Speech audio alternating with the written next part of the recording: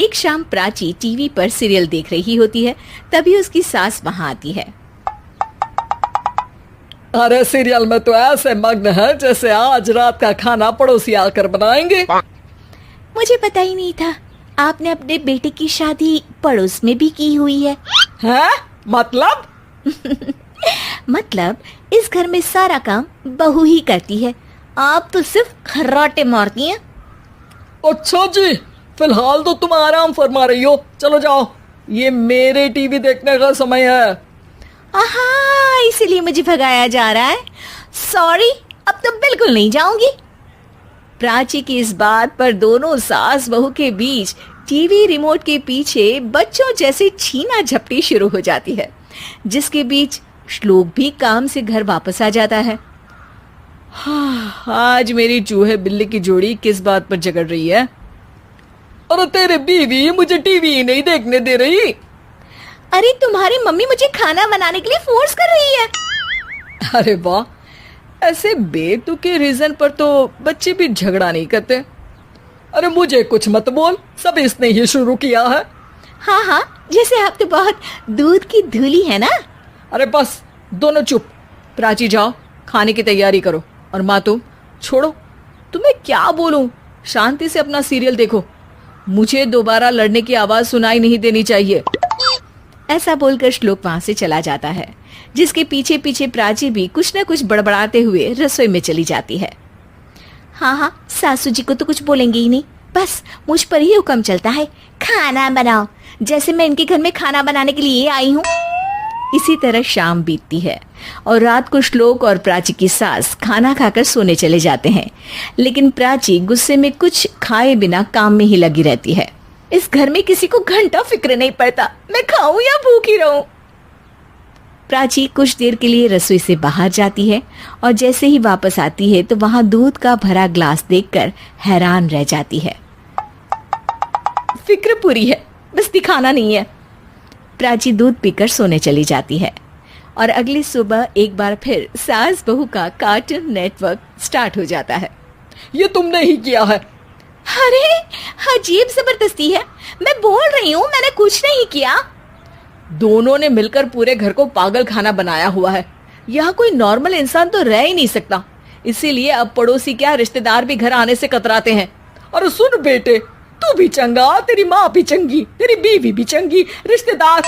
हाँ जी, आपको नहीं पता क्या, गंगाधर ही शक्तिमान है, रिश्तेदार ही। हाँ हाँ, बस समझ गया। कभी जानवरों जैसे लड़ेंगी तो कभी जुगलबंदी करेंगी। भाई मैं आप दोनों के बीच में नहीं फंसना चाहता। सास बहू की इस मनमौजी जोड़ी से परेशान होकर श्लोक अपना सिर खुजलाता वहां से चला जाता है।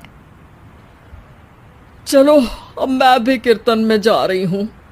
इस पर जैसे ही सास कमरे में अपना पर्स लेने जाती है तो वहां नाश्ते की प्लेट रखी देख मुस्कुराने लगती है और नाश्ता करके घर से बाहर निकलते हुए कुछ पैसे टेबल पर रख जाती है, जिसके कुछ देर बाद सिलेंडर वाला घर आता है। ओ मोरी मैया, मैं सिलेंडर के बारे में तो बिल्कुल भूल ही गई थी।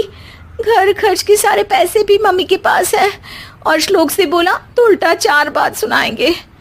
प्राची ये सोच ही रही होती है कि अचानक उसका चेहरा चमक उठता है और वो घर में आकर इधर उधर देखने लगती है।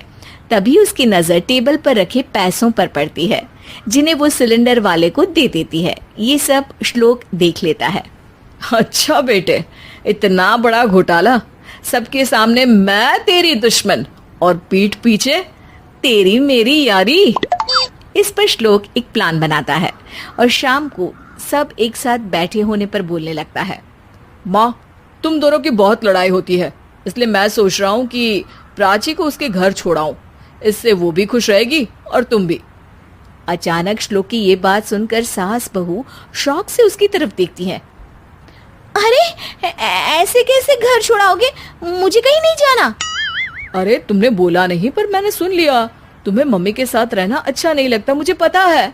अरे वाह, अरे जब बहू खुद कुछ काम बोले तो वो तुझे सुनता नहीं, और अब जो इसने बोला ही नहीं वो तू समझ गया। जब उसे नहीं जाना तो फिर जबरदस्ती क्यों कर रहा है?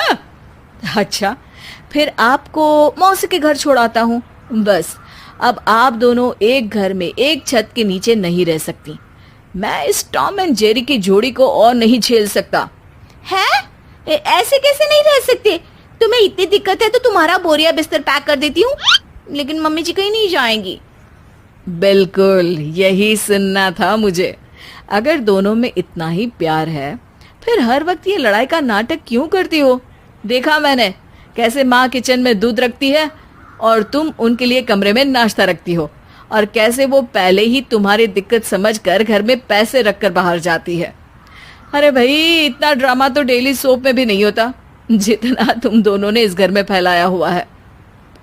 तू हमें टॉम एंड जेरी बोलता है ना, तो याद कर वो दोनों भी एक दूसरे को बाहर वालों की बुरी नजर से बचाने के लिए हमेशा सबके सामने लड़ते थे, लेकिन अकेले में दिक्कत के समय मदद भी तो करते थे। बस हमारा रिश्ता भी कुछ ऐसा ही है। और वैसे भी अगर सास बहू में तू मैं नहीं होती तो दुनिया वालों को कहानियां कैसे मिलेंगी?